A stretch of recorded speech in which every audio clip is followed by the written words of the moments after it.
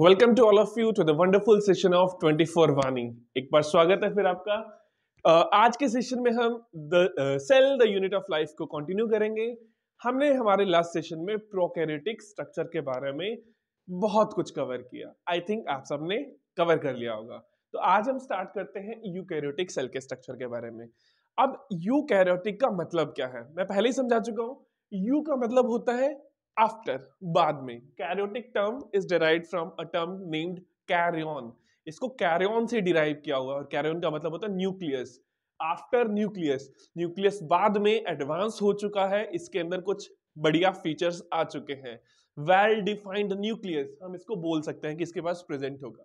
तो अगर हम एक यूकैरियोटिक सेल का स्ट्रक्चर देखें तो हमें यूकैरियोटिक सेल में हमें क्या नजर आएगा? हमें सेल मेम्ब्रेन नजर आएगी। सेल मेम्ब्रेन के अंदर हमें कहीं न्यूक्लियस नजर आएगा। न्यूक्लियस की वॉल से ओरिजिनेटेड होते हुए हमें कुछ मेम्ब्रेन बाउंड स्ट्रक्चर्स नजर आएंगे, जिन मेम्ब्रेन बाउंड स्ट्रक्चर्स को हम एंडोप्लाज्मिक रेटिकुलम बोलते हैं।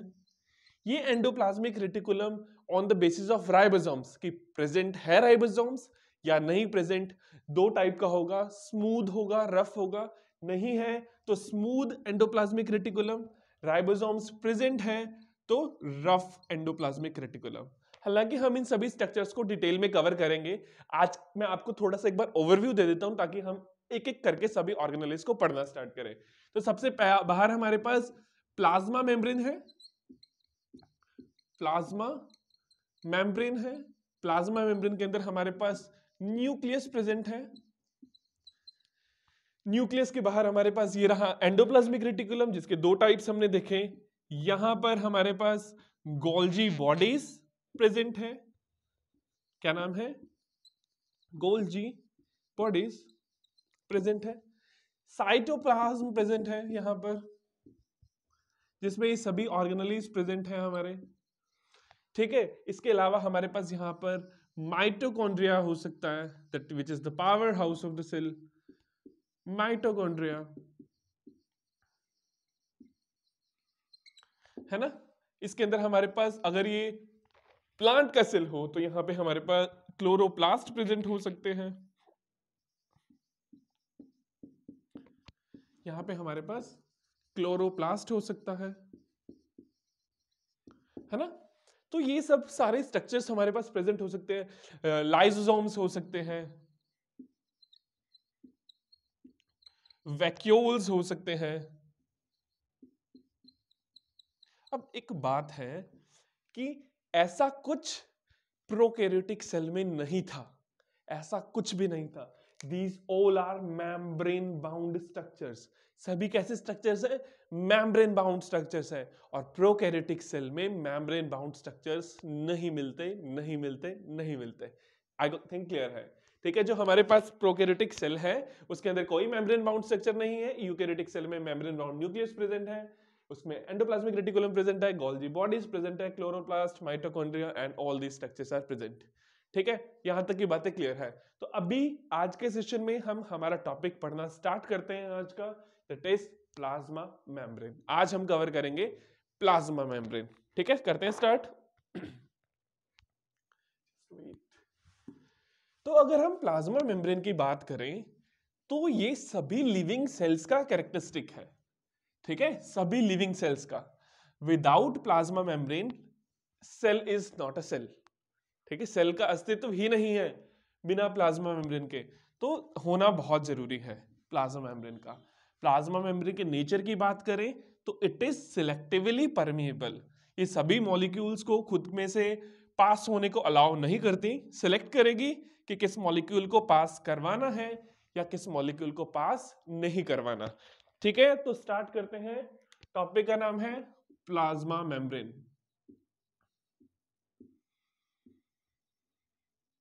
What is plasma membrane? एक लेयर है सेल के बाहर जो लिविंग है। ठीक है, ये लेयर बनी कैसे हुई है? अगर हम इस लेयर की बात करें, इट इज फोस्फोलिपिड बाइलेयर। क्या है ये? एक फोस्फोलिपिड बाइलेयर है। व्हाट डज इट मीन, क्या मतलब है इसका फॉस्फोलिपिड बाइलेयर का? मतलब कि ये लिपिड है, ये 2 लेयर्स हैं और लिपिड के ऊपर लगा हुआ है एक फॉस्फेट ग्रुप, जिसकी वजह से इसका नाम फॉस्फोलिपिड है। देखें स्ट्रक्चर फॉस्फोलिपिड का, तो जो हमारे फॉस्फोलिपिड्स हैं ये बने होते हैं हमारे पास ग्लिसरॉल, लिपिड्स हमारे बने होते हैं ग्लिसरॉल प्लस फैटी एसिड से, ग्लिसरॉल और फैटी एसिड से, इनसे मिलके बने होते हैं हमारे पास, क्या बने होते हैं इससे हमारे पास, लिपिड्स। ठीक है, इन्हीं के ऊपर हम फॉस्फेट ग्रुप ऐड कर देंगे और हम इन्हें बना देंगे फॉस्फोलिपिड्स। अगर हम इनको जोड़ना चाहें, इनका स्ट्रक्चर बनाना चाहें, तो ग्लिसरॉल हमारे पास इस तरीके का स्ट्रक्चर है, ट्राईहाइड्रिक अल्कोहल है, CH2OH, CHOH और CH2OH, ये हमारे पास ग्लिसरॉल का स्ट्रक्चर है। इस ग्लिसरॉल के साथ अगर हम ऐड कर दें 2 फैटी एसिड की chains, what are fatty acids, एक कार्बन की चेन है हमारे पास और इस कार्बन की चेन पे अगर हमने ग्रुप ऐड कर दिया COOH, कार्बोक्सिलिक एसिड ऐड कर दिया, we call this structure as fatty acid chain, हम इन्हें फैटी एसिड चेन बोलते हैं। और जब ये फैटी एसिड की चेन यहां पर जुड़ जाए, यहां पर जुड़ जाए इनके साथ, यहां पे वाटर का मॉलिक्यूल रिलीज हो जाएगा और इनके अंदर हमारे पास इस तरीके से बॉन्ड का फॉर्मेशन कर देते हैं। ठीक है, ये कर दिया, यहां पे हमने बॉन्ड का फॉर्मेशन इनके बीच में, ये O है, तो ये जो बॉन्ड हमारे पास में CO के बीच में यहां पे जो बॉन्ड बन रहा है, this bond is actually ester bond. क्या है यहां पे हमारे पास, एस्टर बॉन्ड है। एस्टरिफिकेशन रिएक्शन जो केमिस्ट्री में आप लोग पढ़ते हैं वही है। यहां पर हमारे पास फॉस्फेट ग्रुप का एडिशन होगा, इस फॉस्फेट ग्रुप के ऊपर एक अल्कोहल ऐड की जाती है जिसका नाम है कोलिन, अल्कोहल नेम्ड कोलिन। तो जो अब आपको ये स्ट्रक्चर मिल रहा है, जिस स्ट्रक्चर के अंदर एक ग्लिसरॉल के मॉलिक्यूल के ऊपर, एक ग्लिसरॉल के मॉलिक्यूल के ऊपर हमने 2 फैटी एसिड की चेन जोड़ दी, 2 फैटी एसिड की चेन जोड़ दी, एक फॉस्फेट का मॉलिक्यूल जोड़ दिया, एक कोलिन अल्कोहल का मॉलिक्यूल जोड़ दिया, दिस इज द फॉस्फोलिपिड और इस फॉस्फोलिपिड का नाम है लेसिथिन। सबने याद रखना है इस लेसिथिन के मॉलिक्यूल को, क्या नाम है इसका नाम, लेसिथिन। देखिए, अगर आपको ये स्ट्रक्चर थोड़ा सा लग रहा है कि अरे बाबा हम इसको कैसे याद रखेंगे, तो भूल जाओ इस स्ट्रक्चर को। ठीक है, जिसने याद करना है वो याद कर लो, जिसने नहीं याद करना वो इसको भूल जाओ। ये लो, भूल गए, मैंने भी मिटो दिया, आप भी भूल जाओ। कैसे याद रखोगे आप इसको, ये बनाते हैं हम एक ग्लिसरॉल, मान लीजिए एक ग्लिसरॉल है, ये ग्लिसरॉल है, ग्लिसरॉल के ऊपर हमने 2 फैटी एसिड की चेन ऐड कर दी, ये तो याद रह जाएगा ना, ये याद रह जाएगा सबको। एक हमने ऐड कर दिया इसके ऊपर फॉस्फेट ग्रुप, फॉस्फेट ग्रुप के हमने ऊपर ऐड कर दिया choline, that's it, this is a lecithin molecule. ये लेसिथिन का मॉलिक्यूल है, ये एक फॉस्फोलिपिड है। अब इस फॉस्फोलिपिड को हम रिप्रेजेंट करने वाले हैं यहां पर इस स्ट्रक्चर से, इस स्ट्रक्चर से हम इस फॉस्फोलिपिड के मॉलिक्यूल को रिप्रेजेंट करेंगे। किस तरीके से, एक हेड और 2 टेल। अब ये जो हमारा रीजन है, ये जिसके अंदर ये रीजन मैं एनक्लोज कर रहा हूं, दिस पर्टिकुलर रीजन, ये सब कुछ इस हेड में समाया हुआ है। और जो ये टेल्स दिख रही हैं आपको 2, these are these through tails, ये 2 नीचे यहां पर टेल्स है और ये हेड वाला मॉलिक्यूल है। और जो ये हेड वाला मॉलिक्यूल है हमारे पास, this is called polar head.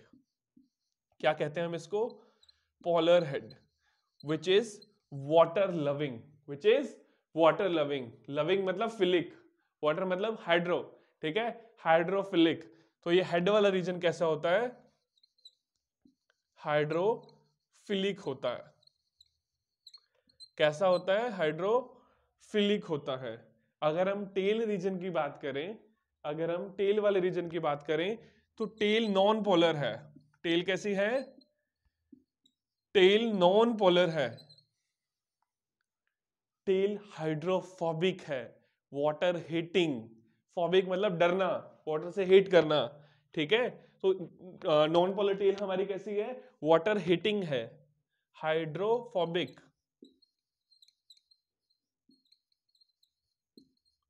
I think एक लिपिड का स्ट्रक्चर आपको समझ में आ गया, लेसिथिन का स्ट्रक्चर आपको समझ में आ गया।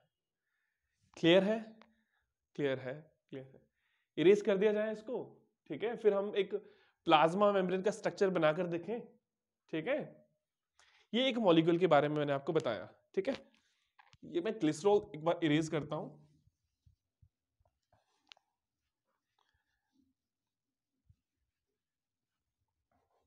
ये हमने ग्लिसरॉल को इरेज कर दिया, ठीक है।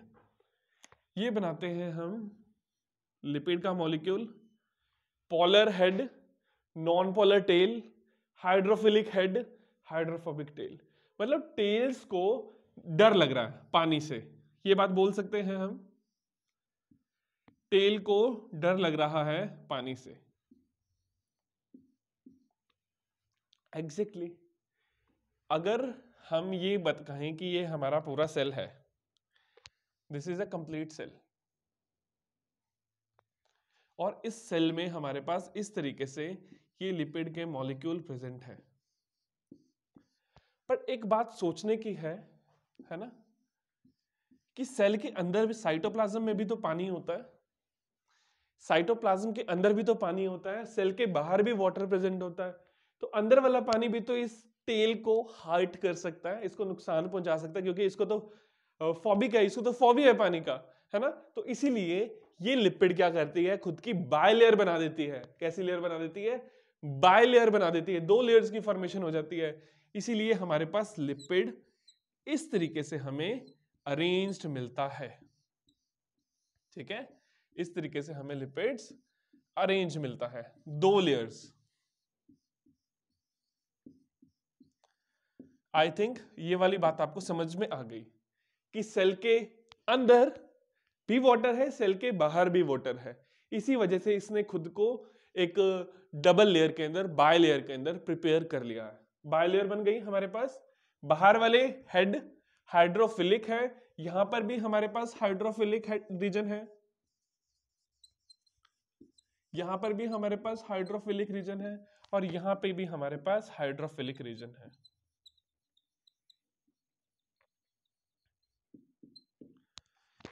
यहां तक की बातें क्लियर है? श्योर? बीच वाला रीजन हाइड्रोफोबिक है, ये वाला रीजन हाइड्रोफोबिक है, और ऐसा रीजन हमारी पूरी मेम्ब्रेन के बाहर प्रेजेंट है। एक्चुअल में इनिशियली तो किसी को पता ही नहीं था कि प्लाज्मा मेम्ब्रेन का स्ट्रक्चर ऐसा हो सकता है। जब 1950 के अंदर, सन 1950, ईयर 1950 के अंदर टेक्नोलॉजी आई थी इलेक्ट्रॉन माइक्रोस्कोपी की। कौन आया 1950 में? इलेक्ट्रॉन माइक्रोस्कोपी आई, इलेक्ट्रॉन माइक्रोस्कोप। इसके एडवेंट से ही, इसके आने से ही प्लाज्मा मेम्ब्रेन के स्ट्रक्चर के बारे में पता लगा। और इनिशियली जब प्लाज्मा मेम्ब्रेन के स्ट्रक्चर पर वर्क किया गया, तो कौन से सेल की प्लाज्मा मेम्ब्रेन पे वर्क किया गया? आरबीसी, रेड ब्लड सेल, जिसको इराइथ्रोसाइट भी कहा जाता है। क्या कहा जाता है? इराइथ्रोसाइट। इराइथ्रोसाइट भी कहा जाता है। इराइथ्रोसाइट के ऊपर ही काम किया गया। यहां तक की बात समझ में आ गई आपको लगता है? जो प्लाज्मा मेम्ब्रेन है, ये सिर्फ हमारी लिपिड की नहीं बनी हुई, इसके अंदर लिपिड के साथ साथ और भी मॉलिक्यूल प्रेजेंट है। इसके अंदर सिर्फ लिपिड नहीं है, लिपिड के साथ साथ यहां पर और भी मॉलिक्यूल्स प्रेजेंट है। कौन कौन से वो मॉलिक्यूल प्रेजेंट है? एक मेजर इंपॉर्टेंट मॉलिक्यूल जो यहां पर प्रेजेंट है, that is called the protein. क्या प्रेजेंट है यहां पर? प्रोटीन भी प्रेजेंट है। देखिए, on the basis of ease of extraction, किस तरीके से प्लाज्मा मेम्ब्रेन में से प्रोटीन को बाहर निकाला जा सकता है, इजीली निकाला जा सकता है या डिफिकल्टी से निकाला जा सकता है। तो इस पर्टिकुलर बेस पे हमारे पास दो टाइप्स ऑफ प्रोटीन्स प्रेजेंट है। Two types of proteins are present on the basis of ease of extraction. लिखे, थोड़ा सा इरेज कर देते हैं ना प्लाज्मा मेम्ब्रेन को। प्लाज्मा मेम्ब्रेन ज्यादा ही बड़ी हो रखी है, फैल रखी है पूरी, है ना? इतना नहीं फैला ना, ये लीजिए, इतनी प्लाज्मा मेम्ब्रेन अभी आपको बहुत है। So we can say on the basis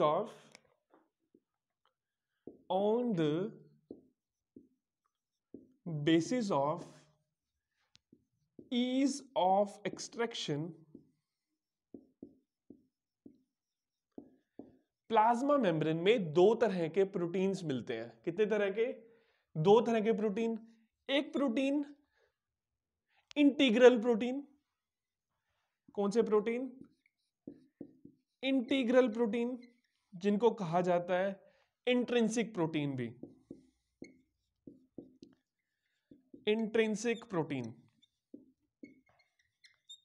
अब ये इन है, इन मतलब अंदर, अंदर जो प्रोटीन घुस चुका है उसको तो खींच खींच कर बाहर निकालना पड़ेगा, आराम से नहीं निकलेगा।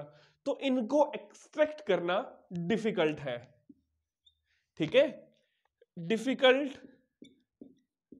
डिफिकल्टी ऑफ एक्सट्रैक्शन, इनको बाहर निकालने के लिए प्लाज्मा मेम्ब्रेन को हार्श सॉल्ट से, स्ट्रॉन्ग सॉल्ट से ट्रीट करना पड़ता है अगर हमने इंट्रिंसिक प्रोटीन को बाहर निकालना है। किस तरीके से प्रेजेंट है इंट्रिंसिक प्रोटीन? मान लीजिए ये मेम्ब्रेन है हमारी, ये मेम्ब्रेन के अंदर पूरी मेम्ब्रेन को अंदर से रखे हुए, ये रहा इंट्रिंसिक प्रोटीन, ये रहा इंट्रिंसिक प्रोटीन जो मेम्ब्रेन के बीच में घुसकर बैठा है, जो मेम्ब्रेन के बीच में घुसकर बैठा है, दैट इज इंटीग्रल प्रोटीन और इंट्रिंसिक प्रोटीन, जिसको बाहर निकालना बहुत मुश्किल है। आई थिंक ये वाली बात क्लियर है। दूसरा एक्सट्रैक्शन, ठीक है? अब एक इजी निकल गया है तो एक आराम से भी निकल सकता है ना, आराम से भी निकल सकता है। तो दूसरे वाला जो प्रोटीन है उसका नाम है हमारे पास पेरिफेरल प्रोटीन। क्या नाम है? पेरिफेरल प्रोटीन या फिर एक्सट्रिंसिक प्रोटीन। क्या कह सकते हैं इसको? Extrinsic protein. लेकिन एक बात क्या है कि इसको बाहर निकालना इजी है, ठीक है? इजी इन एक्सट्रैक्शन, इसको इजीली एक्सट्रैक्ट किया जा सकता है without hampering plasma membrane structure. इसको जब बाहर निकाला जाएगा, एक्सट्रिंसिक प्रोटीन को बाहर निकाला जाएगा, मान लीजिए मैंने यहां पर एक्सट्रिंसिक प्रोटीन बना दिया, ये एक्सट्रिंसिक प्रोटीन है, या मैंने मेम्ब्रेन के यहां पर एक्सट्रिंसिक प्रोटीन बना दिया। अब इन प्रोटीन को बाहर निकालना इजी है क्योंकि प्लाज्मा मेम्ब्रेन के सरफेस पर ही तो लगा हुआ है, वो चाहे बाहर के सरफेस पे लगा हुआ है चाहे अंदर के सरफेस पे लगा हुआ है, उसको आराम से निकाला जा सकता है। प्लाज्मा मेम्ब्रेन का स्ट्रक्चर बिल्कुल भी डिस्टर्ब नहीं होगा, प्लाज्मा मेम्ब्रेन का स्ट्रक्चर बिल्कुल भी डिस्टर्ब नहीं होगा इन केस जब हम एक्सट्रिंसिक प्रोटीन को निकाल रहे हैं। और इंट्रिंसिक प्रोटीन को निकालते टाइम प्लाज्मा मेम्ब्रेन का स्ट्रक्चर भी डिस्टर्ब हो जाता है। आई थिंक ये दोनों बातें क्लियर है कि इंट्रिंसिक प्रोटीन क्या है, एक्सट्रिंसिक प्रोटीन क्या है। अब जितने भी सेल्स हैं, सभी सेल्स में ये जो हमारा लिपिड का और प्रोटीन का कॉम्पोजिशन है दैट कैन वेरी, वो वेरी करता है। ऐसा नहीं है कि जैसे हम बोल रहे हैं लिपोप्रोटीन है तो लिपिड तो ज्यादा होगा प्रोटीन कम होगा, क्योंकि फोस्फोलिपिड की बाइलेयर है तो ज्यादा फोस्फोलिपिड होगा, ऐसा जरूरी नहीं है। हमें याद करना है एक डाटा कि जो हमारे आरबीसी है, हमारे जो रेड ब्लड सेल है, हमारे जो इराइथ्रोसाइट्स है, इनके अंदर 52%, कितना? 52% हमें प्रोटीन मिलता है। इसके अंदर हमें 52% प्रोटीन मिलता है और 40% लिपिड मिलता है। 52% प्लाज्मा मेम्ब्रेन में प्रोटीन मिलता है और 40% लिपिड मिलता है। ठीक है, तो ये वाला डाटा आप सबने याद रखना है। आई थिंक यहां तक की बातें क्लियर है। अब प्लाज्मा मेम्ब्रेन का जो एक मॉडल है, प्लाज्मा मेम्ब्रेन का जो एक सुटेबल वेल एक्सेप्टेड मॉडल है, जिसको कहा जाता है फ्लूइड मोज़ाइक मॉडल। क्या कहा जाता है? Fluid mosaic model. उसके बारे में पढ़ते हैं, ठीक है। आई थिंक यहां तक की बातें क्लियर है। अगर कुछ नहीं clear then you can ask, ठीक है। अगर कुछ नहीं क्लियर यहां तक तो आप पूछ सकते हैं, आपको पता है किस तरीके से पूछना है, ठीक है। तो आप इसको एक बार नोट कर लीजिए, मैं इसको इरेज कर रहा हूं। कर दें इरेज?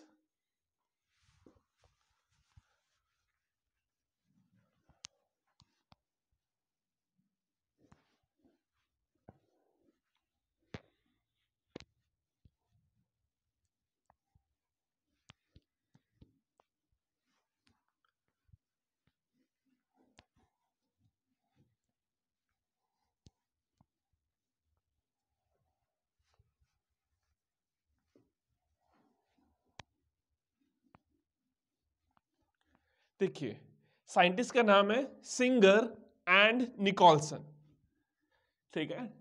साइंटिस्ट का नाम है सिंगर एंड निकोलसन।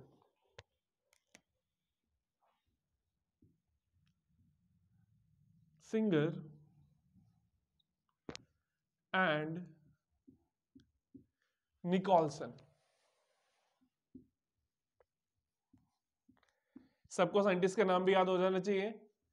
कौन से ईयर के अंदर? ईयर 1972, 1972। ईयर 1972 के अंदर हमारे जो सिंगर एंड निकोलसन थे, इन्होंने प्लाज्मा मेम्ब्रेन का एक मॉडल दिया था। प्लाज्मा मेम्ब्रेन के मॉडल का नाम था फ्लूइड मोज़ाइक मॉडल। क्या नाम है? फ्लूइड मोज़ाइक मॉडल इसका नाम है। क्यों इसको फ्लूइड मोज़ाइक मॉडल कहा? फ्लूइड क्या होते हैं? एनीवन? देखिए, जो चीजें फ्लो कर सकती है we call them as fluid. जैसे लिक्विड, लिक्विड क्या है? फ्लूइड है। Liquid can flow, liquids flow कर सकते हैं, इसीलिए हम उन्हें क्या बोलते हैं? फ्लूइड बोलते हैं। जो फ्लो कर सकता है उसे हम फ्लूइड बोलते हैं। तो इन्होंने, सिंगर एंड निकोलसन ने कहा कि जो प्लाज्मा मेम्ब्रेन है, प्लाज्मा मेम्ब्रेन में जो लिपिड्स है दे कैन फ्लो। इसी वजह से उन्होंने लिपिड्स के लिए टर्म यूज की फ्लूइड, ठीक है। और उन्होंने मोज़ाइक टर्म क्यों यूज की? मोज़ाइक, उन्होंने कहा यहां पर SAIC मोज़ाइक, उन्होंने कहा इस प्लाज्मा मेम्ब्रेन के अंदर बहुत अलग अलग तरह के different different types of protein present है, जिसकी वजह से ये एक मोज़ाइक अपीयरेंस दे रही है। डिफरेंट डिफरेंट अलग अलग टाइप्स के प्रोटीन्स प्रेजेंट है, इसकी वजह से इसकी मोज़ाइक अपीयरेंस है, ठीक है। तो फ्लूइड फ्लो के लिए, मोज़ाइक अलग अलग प्रोटीन्स के लिए, और मॉडल का नाम बन गया फ्लूइड मोज़ाइक मॉडल, जिसमें यह बताया गया कि जो हमारे लिपिड है, जो हमारे लिपिड्स हैं, ये मूवमेंट शो करते हैं। क्या करते हैं? ये मूवमेंट्स शो करते हैं। किस तरीके से? Lateral movement. मतलब ये मूवमेंट, ये मॉलिक्यूल यहां से खिसकता खिसकता यहां पे आ सकता है, यहां पे आ सकता है, यहां पे आ सकता है, यहां पे आ सकता है। ये मूवमेंट्स कर रहे हैं। Even they can move in such a way also. वो इस तरीके से भी मूवमेंट शो कर सकते हैं। अगर ये मूव कर रहे हैं, ये फ्लो कर रहे हैं, इसी वजह से इनको कहा गया था फ्लूइड। क्या कहा गया था? फ्लूइड। और इनके ऊपर different different types of proteins बना दें, ठीक है। इनके अंदर different different types of protein बना दें। ये बना दें आप पेरिफेरल प्रोटीन, जिसको हम एक्सट्रिंसिक प्रोटीन कह रहे थे। ये बना दें हम अगर इंटीग्रल प्रोटीन, जिसको हम इंट्रिंसिक प्रोटीन कह रहे थे। तो हो गए ना मोज़ाइक, लुक दिख रहा है मोज़ाइक की तरह। इसी वजह से इसे फ्लूइड मोज़ाइक मॉडल कहा जाता है। आई थिंक यहां तक की बातें क्लियर है। अब सब कुछ छोड़कर प्लाज्मा मेम्ब्रेन के फंक्शंस की बात करते हैं कि प्लाज्मा मेम्ब्रेन के फंक्शंस क्या है। देखिए वन मोर थिंग, कुछ छोटी छोटी बातें रह गई है। प्लाज्मा मेम्ब्रेन में हमने जैसे आरबीसी में बात की कि 52% तो प्रोटीन प्रेजेंट है, 40% लिपिड्स प्रेजेंट है, बचा हुआ 8%। देखिए और भी बहुत चीजें प्रेजेंट है, जैसे कि बीच बीच में हमारे पास कोलेस्ट्रॉल प्रेजेंट होता है, बीच बीच में हमारे पास कोलेस्ट्रॉल प्रेजेंट होता है, कोलेस्ट्रॉल प्रेजेंट होता है, बीच बीच में हमारे पास कोलेस्ट्रॉल के साथ साथ ग्लाइकोलिपिड्स, ग्लाइकोप्रोटीन्स प्रेजेंट होते हैं। ठीक है, कुछ ग्लाइकोप्रोटीन्स प्रेजेंट है, ग्लाइकोप्रोटीन्स प्रेजेंट है, ग्लाइकोलिपिड्स प्रेजेंट है ना, ग्लाइकोप्रोटीन्स एंड ग्लाइकोलिपिड्स प्रेजेंट है। तो ये सब चीजें भी तो कंट्रीब्यूट कर रही है ना, तो बचा हुआ सब कुछ है वो उस 8% में आ जाएगा। पहले हम बात करते हैं कोलेस्ट्रॉल की फंक्शन की।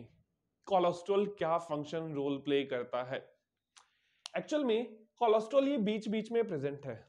ये ना, कोलेस्ट्रॉल का काम है मेम्ब्रेन की फ्लूइडिटी को मेंटेन रखना। कोलेस्ट्रॉल का क्या काम है? To maintain membrane fluidity. क्या करता है? To maintain membrane fluidity. कौन कर रहा है काम? कोलेस्ट्रॉल कर रहा है। किस तरीके से कर रहा है ये देखते हैं।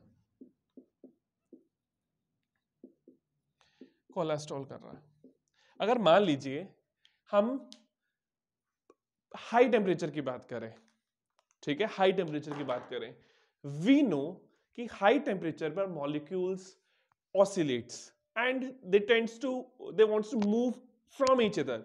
वो एक दूसरे से दूर मूव करना चाहते हैं due to high energy. High temperature पर हाई एनर्जी है, तो अगर ये मॉलिक्यूल्स हाई टेम्परेचर पर ऑसिलेट करेंगे और एक दूसरे से दूर जाने की कोशिश करेंगे, एक दूसरे से दूर जाने की कोशिश करेंगे, तो मेम्ब्रेन तो मोर फ्लूइड लाइक हो जाएगी। अगर ये दूर चले गए तो कोई भी मॉलिक्यूल मेम्ब्रेन के अंदर घुस सकता है ना। ये कोई भी मॉलिक्यूल अगर मेम्ब्रेन में घुस जाएगा तो काम ही खराब हो जाएगा, काम ही खराब हो जाएगा। इसी वजह से उस टाइम पर ये कोलेस्ट्रॉल इन दोनों मॉलिक्यूल को दूर नहीं जाने देता, उनको कहेगा इधर आओ, यहीं रुको, यहीं रुको तुम। ठीक है, एग्जैक्टली इस तरीके से।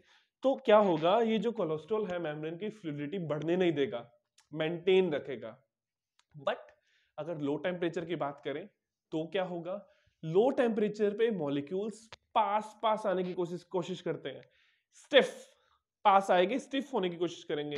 तो उस टाइम पर देखिए बीच में प्रेजेंट है कोलेस्ट्रॉल, तो बहुत ज्यादा पास भी नहीं आने देगा, दूरियां बनाए रखेगा, तो मेम्ब्रेन की फ्लूइडिटी को मेंटेन रखेगा। क्योंकि बिल्कुल पास आ गए तो भी मॉलिक्यूल्स मूव नहीं कर पाएंगे, और मॉलिक्यूल्स मूव नहीं कर पाएंगे तो मेम्ब्रेन का नेचर डिस्टर्ब हो जाएगा।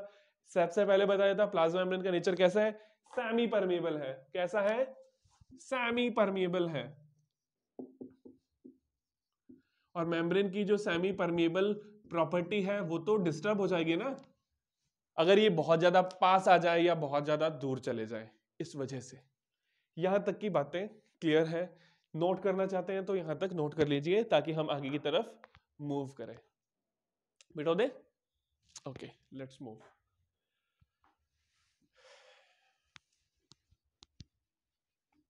ओके, अब हम थोड़ी सी बात करते हैं कि जो हमारे लिपिड्स हैं, जैसे कि ग्लिसरॉल और फैटी एसिड से मिलके बने हुए हैं। तो फैटी एसिड तो हमारे पास दो तरह का हो सकता है ना।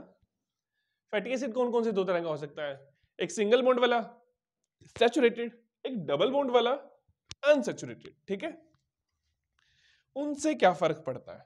ठीक है, उसकी थोड़ी सी बात कर लेते हैं। ठीक है, फिर ही फंक्शन पढ़ेंगे।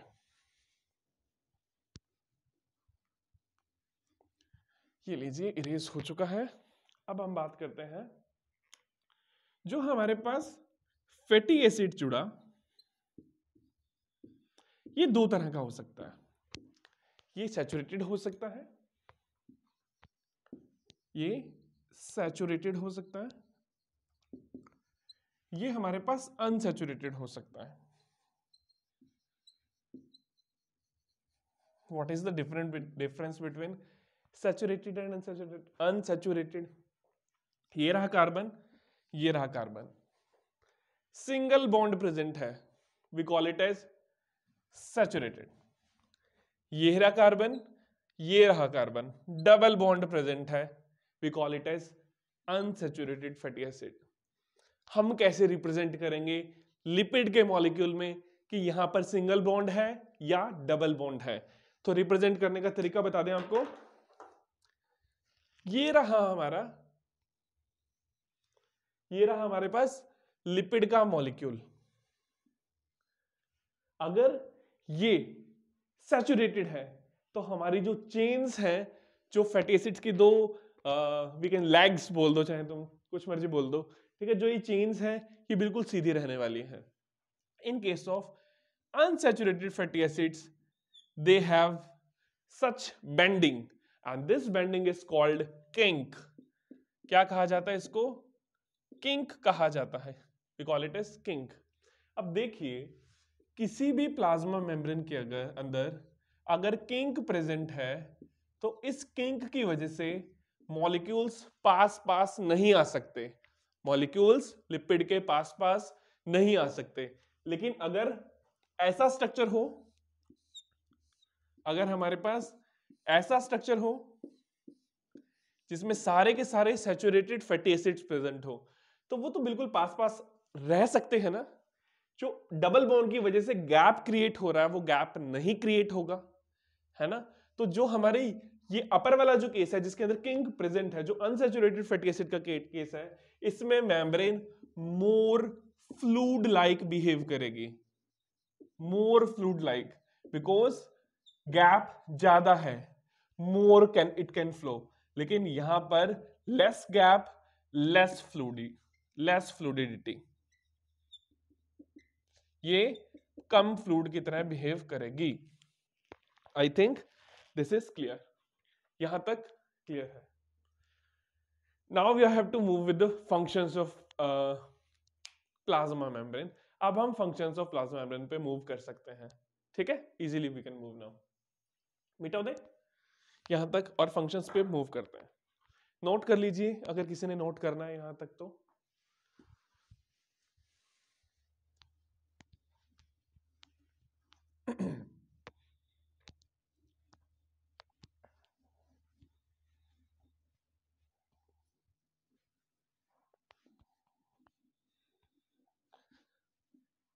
ये लीजिए, हम अब बात करते हैं फंक्शंस ऑफ प्लाज्मा मेम्ब्रेन की।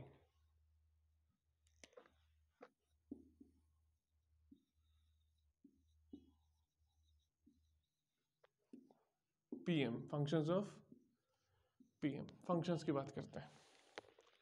देखिए, वी ऑल नो कि जैसे हम लोग बात कर रहे हैं, ठीक है, मैं बात कर रहा हूं और आप सुन रहे हैं, एग्जैक्टली इसी तरीके से जो हमारे सेल्स हैं वो भी एक दूसरे से बतियाते हैं, वो भी बातचीत करते हैं, बट जो उनकी बातचीत का तरीका है दैट इज समहाउ डिफरेंट। उनकी बातचीत के तरीके में बहुत फर्क है। एक सेल कुछ मॉलिक्यूल्स को सिक्रीट करता है, we call those molecules as signalling molecules. हम उनको क्या बोलते हैं? सिग्नलिंग मॉलिक्यूल्स बोलते हैं। और वो मॉलिक्यूल जाकर किसी और सेल के ऊपर बाइंड करते हैं, किसी रिसेप्टर पर बाइंड करते हैं। और देखिए, जो ये रिसेप्टर प्रेजेंट होते हैं, ये रिसेप्टर प्रोटीन होते हैं। क्या होते हैं ये रिसेप्टर? प्रोटीन होते हैं। और यही प्रोटीन प्लाज्मा मेम्ब्रेन वाले प्रोटीन है। तो मतलब ये प्रोटीन्स रिसेप्टर की तरह बिहेव कर सकते हैं। These proteins can behave as receptor, ये रिसेप्टर की तरह बिहेव कर सकते हैं। One function. नेक्स्ट इज, जैसे कि हम बात करें हमारी बॉडी के अंदर कोई पैथोजन एंटर किया, बैक्टीरिया एंटर किया हमारी बॉडी के अंदर। हमारी बॉडी के अंदर ये मान लीजिए बॉडी है, बॉडी के अंदर एक बैक्टीरिया ने एंट्री की, एक बैक्टीरिया ने एंट्री की। वी नो बैक्टीरिया के पास भी प्लाज्मा मेम्ब्रेन प्रेजेंट है और उसकी प्लाज्मा मेम्ब्रेन पर कुछ प्रोटीन्स प्रेजेंट है, जिन प्रोटीन्स को कहा जाता है एंटीजन। क्या कहा जाता है? एंटीजन। उन्हीं प्रोटीन्स को हमारी बॉडी डिटेक्ट करती है, उन्हीं प्रोटीन्स को हमारी बॉडी डिटेक्ट करती हैं एज अ फॉरेन सब्सटेंस कि ये तो बाहर की चीज है, इस पर अटैक करो, इस पर अटैक करो। तो ये प्रोटीन्स एंटीजन की तरह बिहेव कर सकते हैं। वैसे ही एंटीजन हमारी बॉडी में भी प्रेजेंट है। एज वी नो कि हमारे जो ब्लड ग्रुप होते हैं, हमारा ब्लड ग्रुप ए हो सकता है। इन केस अगर हमारे जो आरबीसी के ऊपर जो ग्लाइकोप्रोटीन प्रेजेंट है, जो हमारे आरबीसी पे ग्लाइकोप्रोटीन प्रेजेंट है, अगर वो ए चेन को रिप्रेजेंट कर रहा है, वो बी हो सकता है। बी एंटीजन हो तो हमारा ब्लड ग्रुप बी हो सकता है। दोनों एंटीजन प्रेजेंट है ए और बी, तो हमारा ब्लड ग्रुप ए बी हो सकता है। That is all what of protein. ये सब प्रोटीन्स की करामात है। और प्रोटीन कहां पर प्रेजेंट है? ये वाले, ये प्लाज्मा मेम्ब्रेन पर प्रेजेंट है। तो ये फंक्शन रिसेप्टर की तरह बिहेव करना, एंटीजन की तरह बिहेव करना, ये सारे किसके फंक्शंस है? प्लाज्मा मेम्ब्रेन के फंक्शंस है सारे के सारे। आई थिंक यहां तक क्लियर है आप सबको। और जो अब हमने सबसे इंपॉर्टेंट फंक्शन पढ़ना है, that is about the transportation. Transportation के ऊपर कि प्लाज्मा मेम्ब्रेन में से मॉलिक्यूल्स किस किस तरीके से ट्रांसपोर्ट हो सकते हैं। यहां तक किसी ने नोट करना है तो वो कर सकते हैं, ताकि हम फटाफट से नेक्स्ट पार्ट पे मूव करें, दैट इज द ट्रांसपोर्टेशन। ठीक है, चले इसको मिटाते हैं और ट्रांसपोर्टेशन पे मूव करते हैं।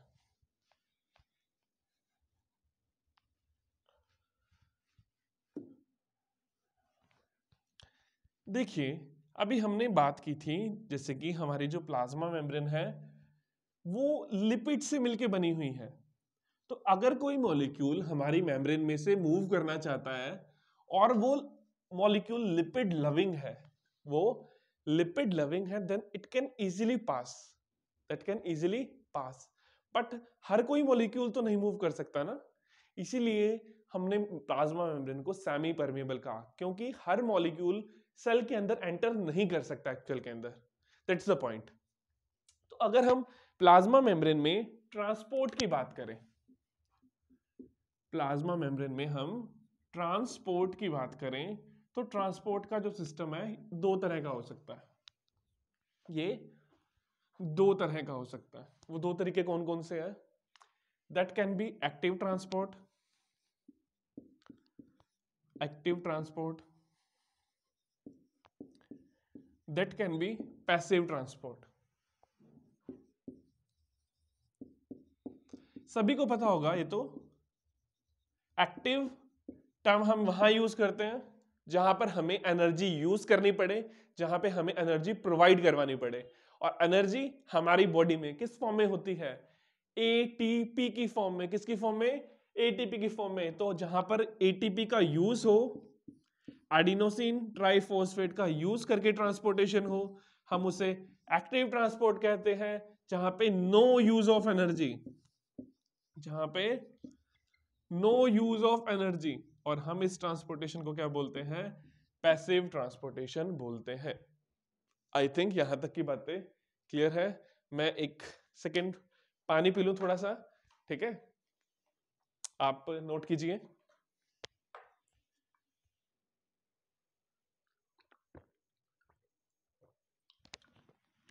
ओके, मूव करते हैं आगे।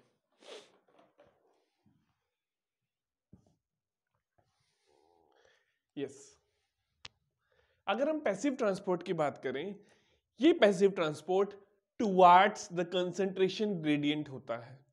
कैसे होता है? Towards the concentration gradient. किस तरीके से? मान लीजिए ये एक कोई जगह है और यहां पर बहुत सारे मॉलिक्यूल हैं। ये दो रूम्स हैं, ठीक है? ये मान लीजिए ये दो रूम्स हैं अलग अलग। ये ए रूम है और ये बी रूम है। इस ए रूम में बहुत भीड़ है, बहुत भीड़ है, ठीक है? ये बना दी हमने, बहुत भीड़ भीड़ भाड़ बना दी। और बी मॉलिक्यूल में सिर्फ आराम से कोई दो बंदे बैठे हैं। तो हमें ए रूम वालों को ज्यादा कहने की जरूरत नहीं पड़ेगी, वो अपने आप से कहेगी यार भीड़ बहुत है, चल यहां से। वो चले जाएंगे बी वाले के अंदर, है ना? तो मॉलिक्यूल जहां पर ज्यादा है वहां से कम की तरफ मूव कर जाएं, टुवार्ड्स द कंसंट्रेशन ग्रेडियंट। क्या टर्म यूज करेंगे? Towards the concentration gradient, towards the concentration gradient, और इस ट्रांसपोर्टेशन को हम क्या बोलते हैं? पैसिव ट्रांसपोर्टेशन बोलते हैं। क्या बोलते हैं? पैसिव ट्रांसपोर्टेशन बोलते हैं। और अगर हम बात करें लिपोफिलिक मॉलिक्यूल की, किन मॉलिक्यूल्स की बात करें? लिपोफिलिक मॉलिक्यूल की बात करें, लिपिड लविंग मॉलिक्यूल की बात करें, तो वो आराम से मेम्ब्रेन को पास ऑन कर सकते हैं। अगर हम बात करें मेम्ब्रेन को पास करने की, प्लाज्मा मेम्ब्रेन को पास करने की, तो आराम से हमें पता है हमारी बॉडी के अंदर गैसेस एक्सचेंज होता है, CO2 हमारी बॉडी के बाहर जाती है, ऑक्सीजन हमारी बॉडी के अंदर आती है, और ये प्रोसेस मेम्ब्रेन को क्रॉस कर कर ही होता है। तो ये हमारे पास एक पैसिव ट्रांसपोर्टेशन से ही होता है। आई बात समझ में सबको? जो हमारे पास पैसिव ट्रांसपोर्टेशन है ना, वो दो तरह का होता है। वो कैसे, कितने तरह का होता है? दो तरह का होता है। देखिए, ये होता है हमारे पास सिंपल डिफ्यूजन। इसको एक बार इरेज कर देते हैं, ठीक है? इसकी कैटेगरी बना लेते हैं तो अब ज्यादा अच्छे से आप समझ पाएंगे, ठीक है? ये दो तरह से कैटेगरी हम इसकी बना सकते हैं। ये होता है हमारे पास एक तो सिंपल डिफ्यूजन, सिंपल डिफ्यूजन, जैसा मैंने अभी आपको बताया कि लिपोफिलिक मॉलिक्यूल आराम से मेम्ब्रेन को क्रॉस कर कर चले जाए तो हम उसे सिंपल डिफ्यूजन बोलते हैं, ठीक है? You know all what about diffusion. Oxygen और जो CO2 है, हमने उसको किस तरीके से ट्रांसपोर्टेशन करके दिखाया, वो सिंपल डिफ्यूजन ही है, ठीक है? बट इसका मतलब ये नहीं है कि अदर मॉलिक्यूल्स अंदर घुस ही नहीं पाएंगे। They can move but somehow with a slow pace. Other molecules move कर जाएंगे but with a slow pace, वो धीरे धीरे मूव कर सकते हैं। अगर हम प्लाज्मा मेम्ब्रेन को, मैं यहां पर आपको प्लाज्मा मेम्ब्रेन का स्ट्रक्चर फिर से ड्रॉ करके थोड़ा सा बताऊं, ठीक है? ये मैंने मान लो प्लाज्मा मेम्ब्रेन को ड्रॉ कर दिया, ठीक है? तो यहां पर जो लिपोफिलिक मॉलिक्यूल है वो तो फटाफट से मूव कर जाएगा, लेकिन अगर कोई हाइड्रोफिलिक मॉलिक्यूल है तो, अगर वाटर खुद ही है तो, हालांकि वाटर को दिक्कत आएगी जाने में, it is problematic for water, but इसका मतलब ये नहीं है कि वाटर मूव ही नहीं करेगा। Water can also pass through this plasma membrane but with a slow rate, and when the water is moving with diffusion across the plasma membrane from its higher concentration towards its lower concentration, higher concentration से lower concentration की तरफ जब वो पानी move कर रहा है by crossing the plasma membrane, we call it as osmosis। हम उसको क्या बोलते हैं? हम उसे osmosis बोलते हैं। Osmosis nothing but it is the diffusion of water by plasma membrane by semi permeable membrane. शायद आपको ऑस्मोसिस समझ में आ चुका है कि ऑस्मोसिस कुछ नहीं है, वो एक तरह का डिफ्यूजन ही है। पानी जहां पे ज्यादा है वहां से कम की तरफ जा रहा है, लेकिन बीच में क्या लगा हुआ था? बीच में प्लाज्मा मेम्ब्रेन लगी हुई थी, तो वो ऑस्मोसिस है। क्लियर है? नेक्स्ट पार्ट पे मूव करते हैं, सिंपल से मूव करते हैं, फैसिलिटेटेड डिफ्यूजन पर मूव करते हैं। किस पे मूव करते हैं? Facilitated diffusion.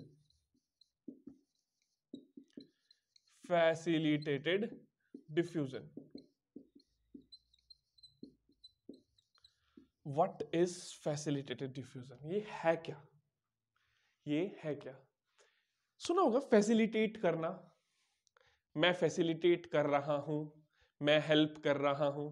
तो अगर मेम्ब्रेन में बैठा कोई प्रोटीन हमें फैसिलिटेट करे, हमें हेल्प करे, मेम्ब्रेन में बैठा अगर कोई प्रोटीन हमें तो क्या करेगा? मॉलिक्यूल्स को करेगा जिन्होंने पास होना है ना, उनको अगर हेल्प करें तो हम उन्हें बोलते हैं facilitated diffusion with the help of some kind of special proteins. किसकी हेल्प से? With the help of, with help of some special protein, some special protein, और हम इसको क्या कहेंगे? फैसिलिटेटेड डिफ्यूजन कहेंगे। यहां तक की बात क्लियर है? अगर हम बात करें फैसिलिटेटेड डिफ्यूजन की, जिन प्रोटीन्स के थ्रू फैसिलिटेटेड डिफ्यूजन हो रहा है, हम उन प्रोटीन्स की बात करें, ठीक है? यहां पर लिख रहा हूं मैं फैसिलिटेटेड डिफ्यूजन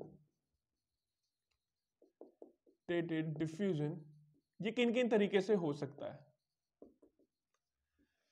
तो इसमें हमारे पास दो तरह के प्रोटीन्स हो सकते हैं। जो स्पेशल प्रोटीन्स है ना, अभी जिन स्पेशल प्रोटीन्स के बारे में बताया, they can be of two types. वो टू टाइप्स कौन कौन से हैं? They can be channel protein, ठीक है, ये हमारे पास कैरियर होते हैं और चैनल होते हैं। Yes, they are carrier protein, ये कैरियर प्रोटीन हो सकते हैं। ये हमारे पास चैनल प्रोटीन हो सकते हैं। ये हमारे पास चैनल प्रोटीन हो सकते हैं। कैरियर प्रोटीन क्या करता है?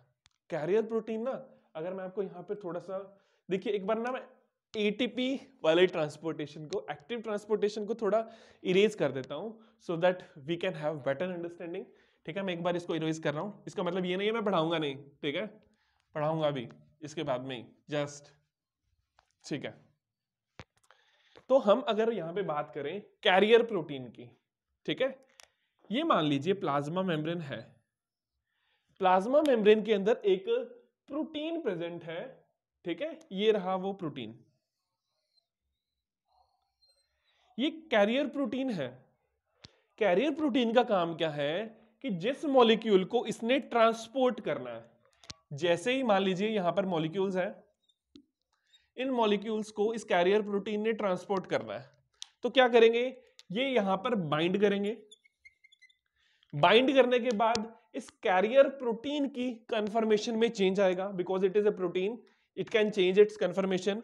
जैसे इसकी कन्फर्मेशन में चेंज आएगा तो ये हमें ऐसा नजर आएगा, और ये देखिए ये मॉलिक्यूल जो यहां पर प्रेजेंट था अब वो यहां पर आ चुका है, ये मॉलिक्यूल यहां से रिलीज हो जाएगा, and again the process this and this is going to repeat again. वो इसी कन्फर्मेशन में जाएगा, मॉलिक्यूल बाइंड करेंगे, कन्फर्मेशन चेंज करेगा और मॉलिक्यूल्स को यहां पर लाकर छोड़ता रहेगा, and it is not using any kind of energy, that's why it is a kind of passive transport, और ये कैरी कर रहा है मॉलिक्यूल्स को, that is why it is called as carrier protein.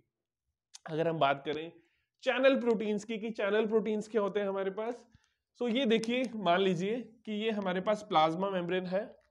Plasma membrane में हमारे पास एक channel समझते हैं, ये बना दिया मैंने यहां पे चैनल, ये चैनल बना दिया, ठीक है। यहां पे अगर वाटर है, यहां पर अगर वाटर है, वैसे तो वाटर धीरे धीरे जाता है ऑस्मोसिस के थ्रू, यहां पर अगर वाटर है तो वाटर आराम से इस चैनल में से बाहर निकल सकता है ना। और ऐसे हमारे पास चैनल प्रोटीन को कहा जाता है एक्वापोरिन्स। क्या कहा जाता है? एक्वापोरिन्स। और एग्जांपल हमारे पास इस तरीके से सेल के अंदर ग्लूकोज को ट्रांसपोर्ट करवाया जाता है, एग्जैक्टली इस तरीके से जैसे मैंने आपको फैसिलिटेटेड डिफ्यूजन के अंदर कैरियर प्रोटीन का एग्जांपल बताया। ग्लूकोज हमारे सेल में इसी तरीके से एंटर करता है, और उस ट्रांसपोर्टर का नाम, उस कैरियर प्रोटीन का नाम होता है हमारे पास ग्लूट। क्या बोलते हैं उसको? ग्लूट। और स्पेशल टाइप का ग्लूट होता है, इसको बोलते हैं ग्लूट 4। क्या बोलते हैं? ग्लूट 4। ग्लूट मतलब ग्लूकोज ट्रांसपोर्टर। कौन सा transporter? Glucose transporter. I think आपको पैसिव ट्रांसपोर्ट अच्छे से समझ आ गया। Now it's turn to move with active transport. अब हम एक बार एक्टिव ट्रांसपोर्टेशन पे मूव करते हैं, ठीक है। अगर हम एक्टिव नोट कर लीजिए, अगर देखिए किसी ने करना है तो, anyone if want to note it down. Now let's move with active transport.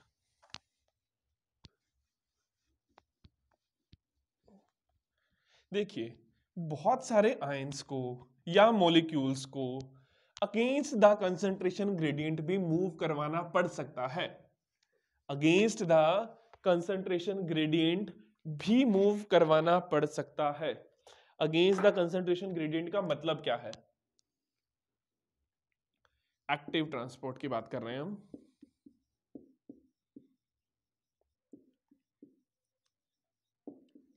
It is against concentration gradient. Concentration gradient.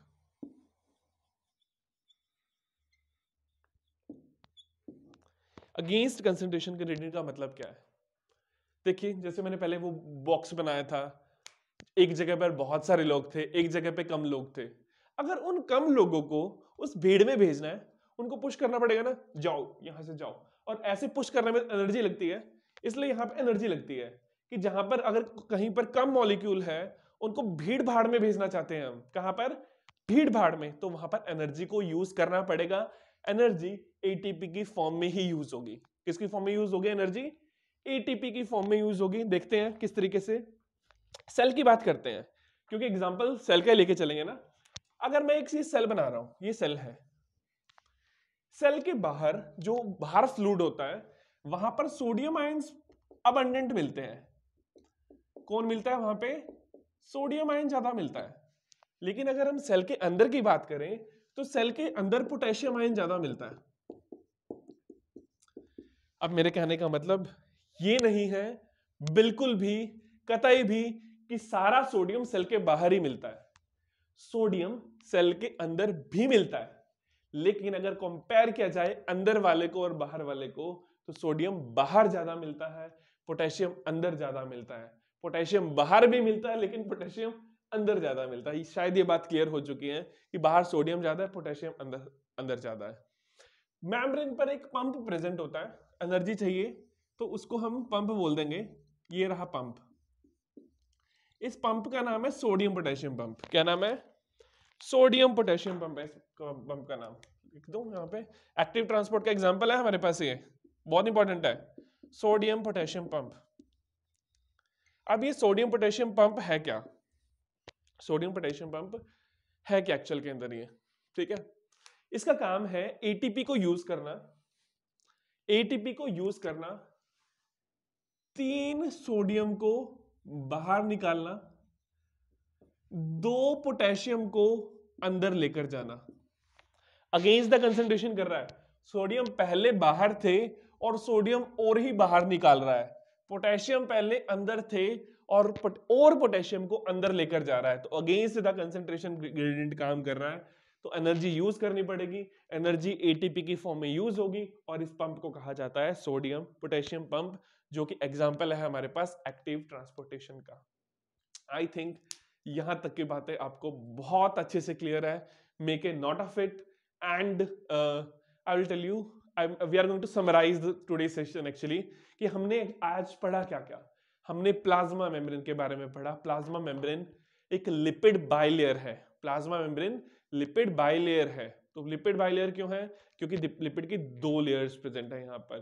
Proteins भी प्रेजेंट है। सेमी परमेबल इसका नेचर है। फॉस्फोलिपिड से ये बनी हुई है। फॉस्फोलिपिड कौन सा? लेसिथिन, जिसके अंदर हमने फॉस्फेट के ऊपर कोलिन नाम का अल्कोहल अटैच किया था, है ना। ये स्ट्रक्चर के बारे में हमने देखा। बाहर 2 तरह के प्रोटीन्स है, एक्सट्रिंसिक और intrinsic, on the basis of ease of extraction की उनको इजीली बाहर निकाला जा सकता है या नहीं निकाला जा सकता। अगर हम उनको इजीली बाहर निकाल रहे हैं, we call them as extrinsic. Okay, और उनमें डिफिकल्टी है तो हम उनको बोलते हैं इंट्रिंसिक या फिर इंटरमेम्ब्रेन। फिर हमने प्लाज्मा मेम्ब्रेन में देखा कि जो आरबीसी की प्लाज्मा मेम्ब्रेन है, वहां पे हमारे पास 52% हमारे पास प्रोटीन है, 40% हमारे पास लिपिड प्रेजेंट है। ठीक है, और फिर हमने उसके फंक्शंस के बारे में बात की कि वो रिसेप्टर की तरह काम करते हैं प्रोटीन्स, वहां पर वो एंटीजेंस की तरह काम करते हैं। वहां पे ट्रांसपोर्टेशन का काम है प्लाज्मा मेम्ब्रेन का। प्लाज्मा मेम्ब्रेन एक्टिव और पैसिव दोनों तरीके से ट्रांसपोर्ट करती है। एक्टिव में एनर्जी को यूटिलाइज करती है, और पैसिव एनर्जी को कोई यूटिलाइज करने की जरूरत नहीं है। So this is all about our today's session. Thank you to all of you. Okay, and we will meet in another sessions. Okay, bye bye.